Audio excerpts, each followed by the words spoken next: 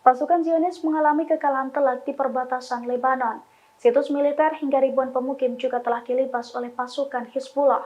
Akibat kegagalan IDF dalam mempertahankan wilayah itu, para pejabat di Tel Aviv memohon pengampunan kepada Hizbullah.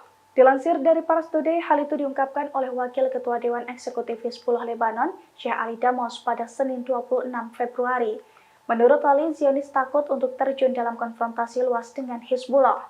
Ketakutan Zionis itu terjadi setelah mereka mengetahui bahwa rudal dan drone perlawanan mampu menjangkau seluruh pusat strategis miliknya dan setiap titik di wilayah pendudukan. Bahkan ribuan pemukim kini juga dilaporkan mengungsi karena takut akan serangan Hizbullah.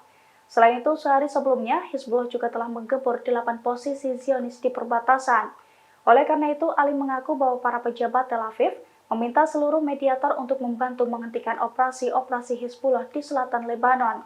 Pasalnya, para pejabat tersebut berharap agar keamanan distrik-distrik Zionis di utara wilayah pendudukan bisa pulih kembali. Download Tribun X sekarang, menghadirkan lokal menjadi Indonesia.